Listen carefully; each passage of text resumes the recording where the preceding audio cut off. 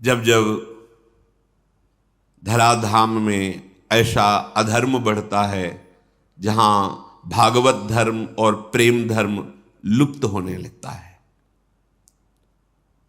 दुष्टों का विनाश कोई खास बात नहीं भगवान के लिए। भगवान कहते हैं जब जब धर्म की हानि होती है, यदा ही धर्मस्य, कौन से धर्म की? भागवत धर्म की, प्रेम धर्म की। जब उसका प्रकाश करने वाला कोई नहीं दिखाई देता और लुप्त होता चला जाता है तो स्वयं भगवान पधारते हैं, ऐसी दिव्य लीलाएं करते हैं जिनको गा गा कर भागवत धर्म और प्रेम धर्म में स्थित हुआ जा सकता है। कृष्णाय वासुदेवाय देवकी नंदनाय च और नंद गोप कुमाराय गोविंदाय नमो नमः। दो बात कही गई, वसुदेव देवकी नंदन और यशोदा नंद नंदन। श्री लालजू महाराज निकुंज से आए जो नंद नंदन के रूप में है, और देवकी वसुदेव के यहां भगवान नारायण का प्रादुर्भाव होता है। वासुदेव भगवान जो देवकी नंदन है उनका नाम रखा गया है वासुदेव। सनत कुमार जी, सनक सनंदन सनत कुमार जी जो भगवान से मिल रहे हैं, दर्शन कर रहे हैं, तब वो कह रहे हैं हे भगवान वासुदेव। वासु समस्त ब्रह्मांड जिनके एक रोमकूप में वास करता है, ऐसे अनंत ब्रह्मांड जिनके रोम कूपों में वास करते हैं। वासु सर्वनिवासस्य विश्वान यशु लोमशु तस्य देवः परम ब्रह्म वासुदेव इति रीता। जिनके लोम कूपों में अनंत विश्व ब्रह्मांड स्थित हैं, वो सर्वनिवास, वो महान, वो परम पुरुष, महान देव स्वामी आपको वासुदेव कहते हैं। वही आप महान, वही आप परम पुरुष वासुदेव के रूप में है। चारों वेद पुराण इतिहास जितना भी वर्णन है प्रभु आपका है। कहीं भी किसी भी ब्रह्म ऋषि ने ऐसा नहीं देखा कि आपका तन, आपका ये शरीर सप्तम धातु से बना हुआ है।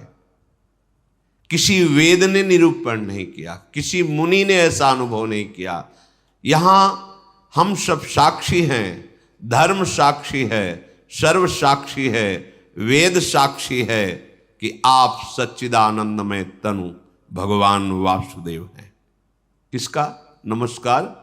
जो कंस कारागार में चतुर्भुज रूप में प्रकट हो रहे शनकादि, उनका दर्शन करके वर्णन कर रहे हैं। मंगलमय भाद्रपद के कृष्ण पक्ष की अष्टमी है। मध्य रात्रि का समय, सब ओर घोर अंधकार छाया हुआ है, पर सारी प्रकृति एक नवीन आनंद उत्सव में भरी हुई है, क्योंकि प्रकृति के स्वामी परमात्मा का प्रादुर्भाव हो रहा है। उल्लास में भरी हुई संपूर्ण प्रकृति है।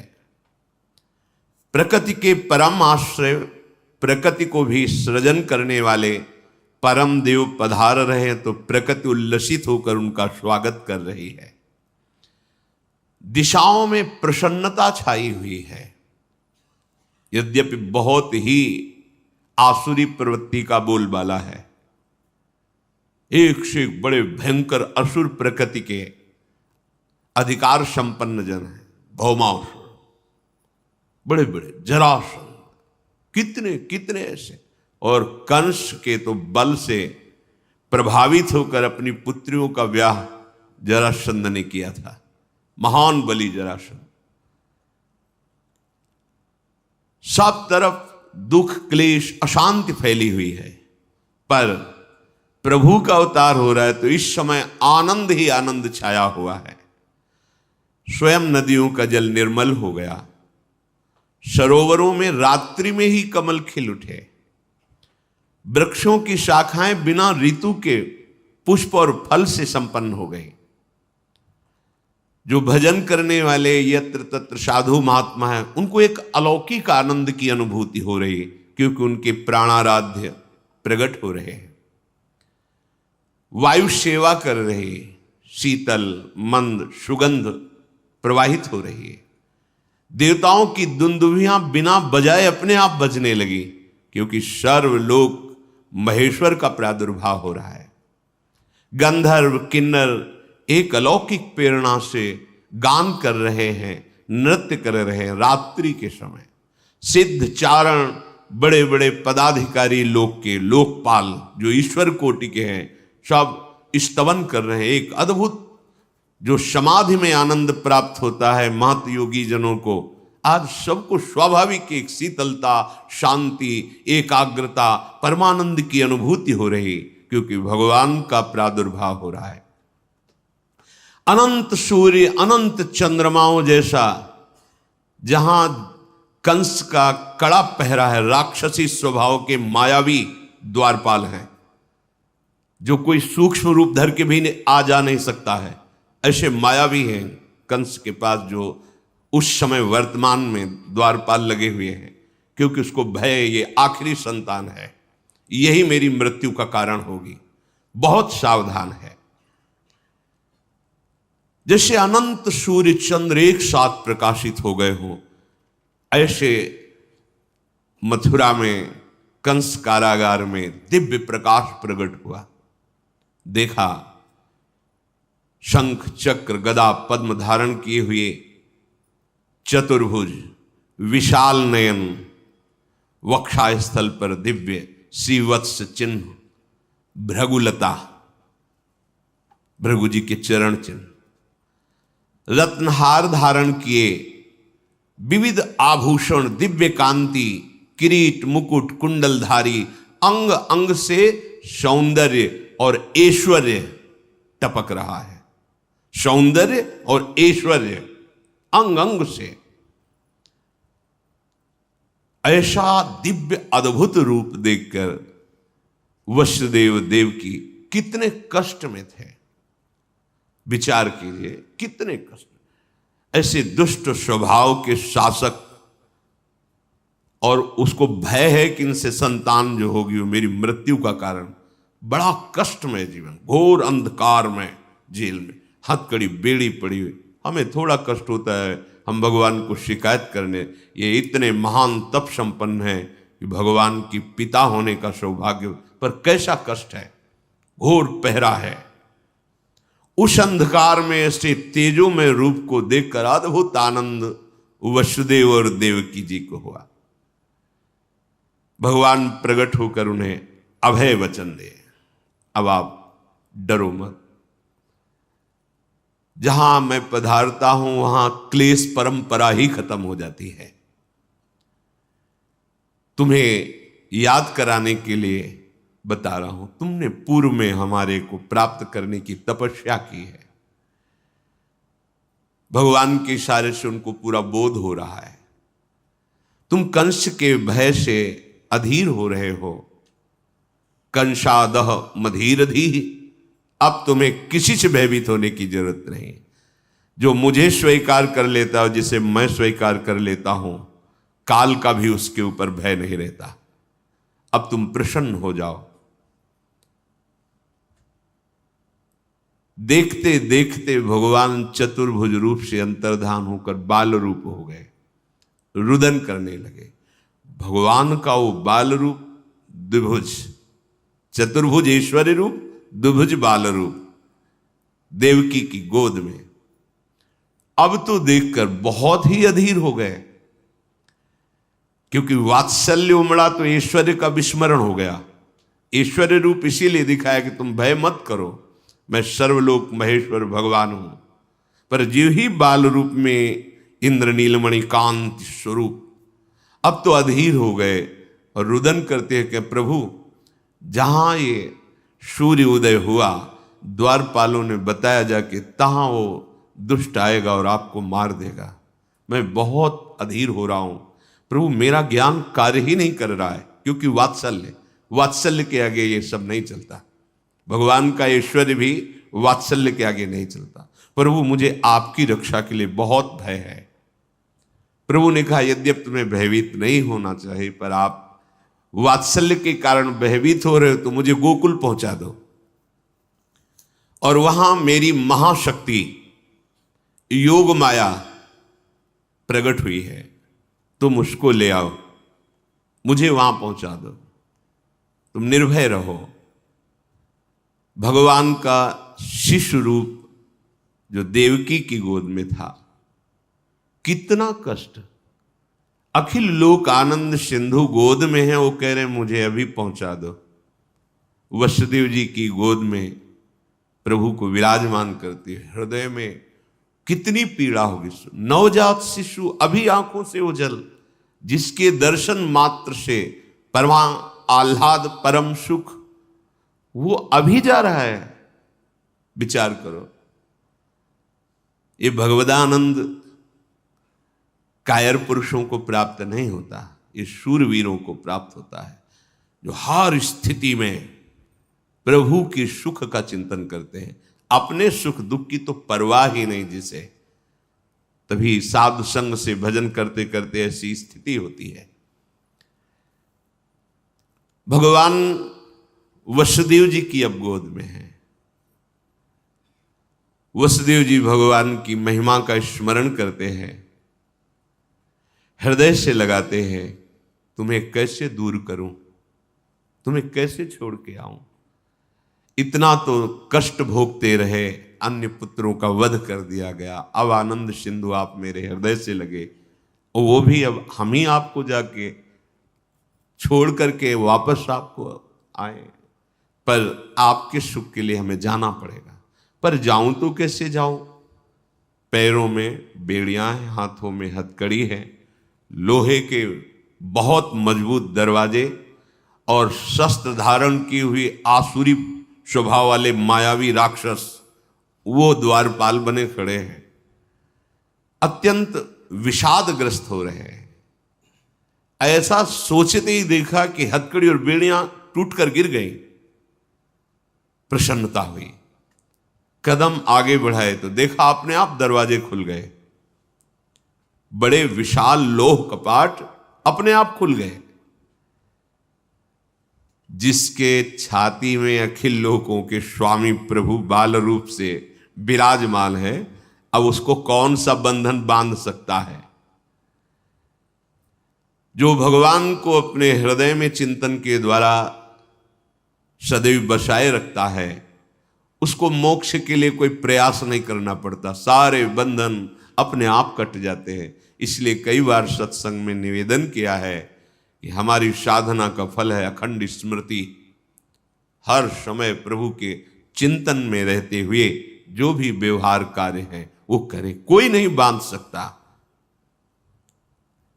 जब तक प्रभु का स्मरण हृदय में नहीं है, तब हजारों लाखों साधनाएं कर लो, प्रयास कर लो, ये माया का बंधन खुलने वाला नहीं। माया की साकलों से हाथ पैर गले सब बंधे हुए हैं।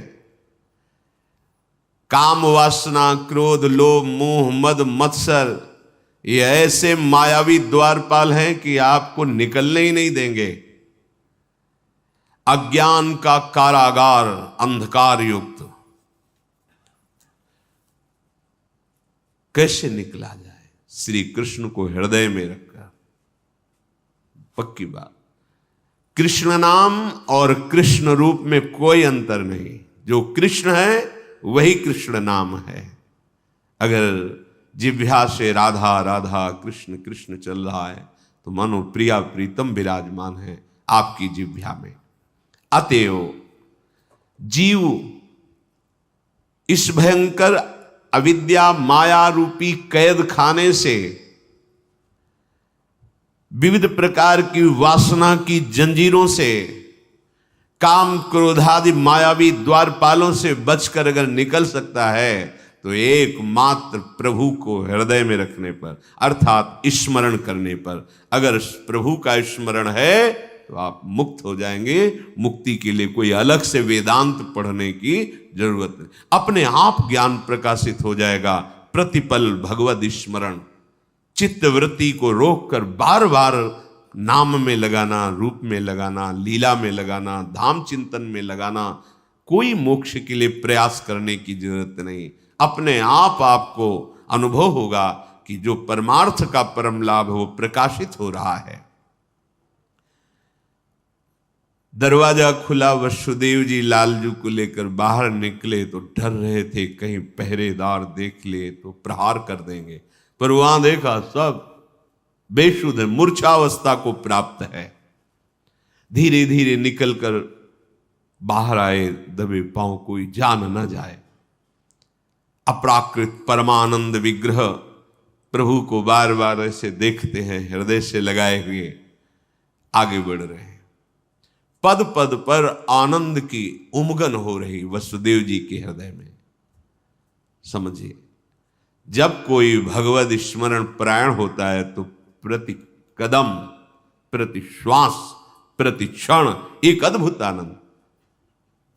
अब प्राकृतिक उदाहरण तो बैठता ही नहीं, पर कई बार सत्संग में कहा, जैसे दूध को अग्नि पे चढ़ाओ तो उफान आती है, ऐसे आनंद की उफान हृदय में आती है जब मेरे प्रभु और उनका स्मरण और कहीं उनकी रूप की झलक, तब तो फिर ब्रह्मादिक के भोग शब विषम लागत ताई, नारायण ब्रज चंद की लगन लगी है जाए।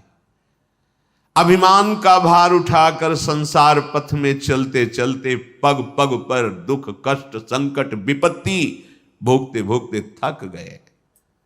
अब छोड़ो, अपना भार श्री कृष्ण के ऊपर छोड़ो, श्री कृष्ण का चिंतन करो, तो पग पग पर परमानंद की अनुभूति होगी। वसुदेव जी को अपार सुख हो रहा है। श्री कृष्ण को हृदय से लगाए हुए महामहिम ब्रज की तरफ चल पड़े। घोर अंधकारमयी रात्रि, धीरे धीरे बढ़ रहे हैं कि कहीं कोई मथुरावासी किसी कारण से बाहर निकले और देख ले तो अमंगल हो जाएगा। इसी समय मेघ गर्जना हो रही, भयंकर वर्षा शुरू हो गई, क्योंकि कोई बाहर निकल ही ना पावे। पैर की भी आहट नहीं, इसलिए मेघ गरज रहे हैं। अंधकारमयी रात्रि, किधर पैर रखे दिखाई ही नहीं दे रहा है। बीच बीच में बिजली चमक जाती है, जिससे रास्ते का पता चलता है। जब वो वर्षा प्रारंभ हुई, वसुदेव जी ने अब कहां तक ऐसे छुपाएं, लगा कि नवजात लाला है, वर्षा में कुछ दुख पहुंच सकता है, ऐसा विचार कर रहे हैं। अचानक देख रहे हैं कि आसपास तो बूंदें गिर रही, पर ऊपर बूंदें नहीं गिर रही। सोचा इस लाला का ही चमत्कार होगा, पर बात यह हुई कि 1000 फण फैलाकर भगवान शेष जी पीछे से फणों की छाया किए हुए, वसुदेव के अंग में ही एक बूंद नहीं पड़ रही, फिर लाला की तो बात जाने दो। ये अनंत देव भगवान शंकरषण है, जो भगवान का ही दूसरा स्वरूप है, पर अनादि सिद्ध ये दासत्व भाव से है। प्राण प्यारे प्रभु की सेवा सदैव इनका जीवन है। क्षीर समुद्र में गौर वर्ण धारण किए हुए जब जब अवतार लेते तब भी गौर वर्ण होता है, चाहे लखन लाल के रूप में या बलराम के रूप में। भगवान की शैया बने रहते हैं, भगवान इन्हीं पर शयन करते हैं। सय्यासन परिधान पादुका छत्र चामरैः किम नाभूस्तस्य कृष्णस्य मूर्ति भेदैस्तु मूर्तिषु। ये भगवान अनंत हमारे प्रभु की पादुका बनते हैं, यही शैया बनते हैं, यही आसन बनते हैं, यही प्रभु के वस्त्र बनते हैं, यही छत्र चंवर विविध रूप धारण करके हमारे प्रभु श्री कृष्ण की सेवा करते हैं। भगवान शेष संकर्षण अनंत महिमा युक्त। वसुदेव जी को पता नहीं चल रहा कि हमारे पीछे भगवान अनंत शास्त्र फण ऐसे फैलाए हुए चल रहे हैं। उनको लगा लाला का कोई चमत्कार है, बाहर तो बूंदें पड़ रही पर हमारे ऊपर ले। अब लाला को मस्तक पर धारण कर लिया। आगे बढ़े तो भारी समस्या यमुना जी, क्योंकि भादव का महीना है, बाढ़ पे यमुना जी चल रही है। एक क्षण रुके, अब क्या करूं, क्योंकि अथाह यमुना जी, और यमुना जी पहले से अधिक उल्लसित होकर बड़ी ऊंची ऊंची तरंगे, कोलाहल मच गया। यमुना जी प्रीतम पधार रहे हैं, यमुना जी उल्लसित हो रहे। वसुदेव जी देख रहे सैकड़ों भंवरे, सैकड़ों तरंगे ऐसी उछल रही जो भय प्रदान कर रही। ऐसे छोटे लाला को लेकर कैसे पार हो पाऊंगा? अगर रुकता हूं तो लौटने में प्रातःकाल सूर्य उदय हो जाएगा, कैसे क्या करूं? लाला को सुरक्षित पहुंचा, चलो हम अपने प्राण दे देंगे, जब तक लाला को हम बचा पाएंगे बचा पाएंगे, उठाते चले जाएंगे, ऐसा भाव समझो। जब आप प्रभु प्राप्ति के लिए चलोगे तो ऐसा नहीं कि सहज मार्ग है आप निकल जाओगे, भयंकर बाधाएं खड़ी होती हैं। पर आपने यदि प्राण समर्पित कर दिया है तो कोई भी बाधा आपको परास्त नहीं कर सकती। जो इस भाव में रहता है कि मेरे प्रीतम सुखी हो और मुझे नरक मिल जाए, कोई परवाह नहीं। अगर प्रीतम को आनंद मिलता है कि मैं तड़पूं, कष्ट युक्त रहूं, तो वो कष्ट मेरे लिए हजारों सुख से बढ़कर है। वसुदेव जी ने निश्चय किया, अब ये जीवन प्रभु के लिए, क्या डरना। और यमुना जी में कदम रखा, यमुना जी और उल्लसित हो रही। प्रभु ने सोचा कि जब तक चरण स्पर्श नहीं होंगे इनका उल्लास बढ़ता जाएगा चरण स्पर्श के लिए। और जैसे जैसे वो जल में प्रवेश करते तैसे तैसे और ऊपर उठाते जा रहे हैं। प्रभु ने अपने चरण अभी प्रकट हुए बड़े कर दिए। यमुना जी जो ही चरण स्पर्श किए नम्र हो गए, जल अपने आप घटने लगा, बस घुटनों घुटनों पूरी यमुना जी हो। वसुदेव जी को लगा कि ये कुछ चमत्कार लाला का ही है, क्योंकि अभी तो ऐसा तूफान में स्वरूप यमुना जी का मैं भयभीत हो रहा था। वसुदेव जी प्रभु को लेकर के आगे बढ़े, इतनी प्रेम विवशता है कि मार्ग ही नहीं दिखाई दे रहा।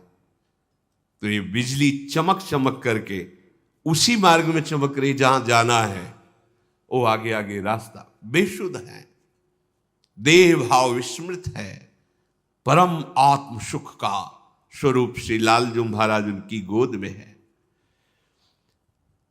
बिजली ने पहुंचाया, कांति प्रकट होते हुए नंद घर में पहुंचे। वहां भी देखा आश्चर्य, कोई नहीं जग रहा, सब सो रहे हैं, अर्थात सब मूर्छित है भगवान की योग माया से।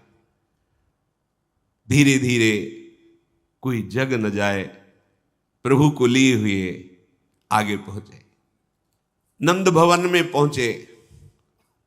वही विकलता फिर प्रारंभ, ऐसे सुंदर शिशु को यहां विराजमान करके इनको छोड़ के जा, पर चलो इनका सुख हो, इनका मंगल हो। तो जब शिशु को पधराया तो उनकी दृष्टि थी, आदेश हुआ था कि वहां कन्या प्रकट हुई, तो देखा कि पार्श्व में कन्या है। कन्या पर दृष्टि जाते ही उनकी दृष्टि, क्योंकि वो योग माया है, वो ये नहीं देख पाए कि लाला में लाला समा गया। लाला पहले से विराजमान है यशोदा जी की पार्श्व में, और लाली, ये लाली योग माया है, और जो लाला है वो निकुंज से आए हुए लालजू महाराज। पर ये रहस्य वसुदेव जी ने भी नहीं जाना। कन्या को उठाया, फिर हृदय में दाह, क्योंकि प्रभु को छोड़कर जा रहे, हृदय में वियोग है, अब कब दर्शन होंगे आपके। ये बात किसी को पता नहीं है। धीरे धीरे कदम बढ़ाते हुए आए, जैसे आए वैसे ही मार्ग व्यवस्था होती गई। जे ही अंदर गए, कपाट बंद, हथकड़ी बेड़ी लग गई, कन्या गोद में, पहरेदार जगह है। यहां भी किसी को होश नहीं नंदालय में, पर ये जो चतुर्भुज भगवान ऐश्वर्य में बाल रूप से आए, वो नंद बाबा के लाला में विलीन हुए। हरिवंश महाप्रभु कहते हैं, आनंद आज नंद के द्वार। कौन है नंद के यहां जिसका आनंद मनाया जा रहा है? बोले, दास अनन्य भजन रस कारण प्रगटे लाल। और वहां ऐश्वर्य में भगवान, और यहां बिहारी जो वृंदावन में नित्य विहरण करते हैं प्रियाजू के साथ, इसी रस का पान कराने के लिए युगल सरकार पधारे। तो जो लालजू महाराज है वो नंद। आनंद आज नंद के द्वार प्रकट हो रहे। कौन? दास अनन्य भजन रस कारण। यहां परित्राणाय साधूनाम विनाशाय च दुष्कृताम देवकी नंदन भगवान पधार रहे हैं। और ये प्रेमी जनों को प्रेम पान कराने के लिए दास अनन्य भजन रस कारण प्रगटे लाल मनो। इनके प्रकट होने का कारण क्या है? अनन्य प्रेमी रसिक जन, कोई सख्य भाव का, कोई गोपी भाव का, वात्सल्य भाव का, जो जिन मंजरी भाव का, किंकरी भाव का, सबको रसास्वादन कराने के लिए निकुंजाधिपति प्रभु वृंदावनेश्वर पधार रहे हैं। आनंद आज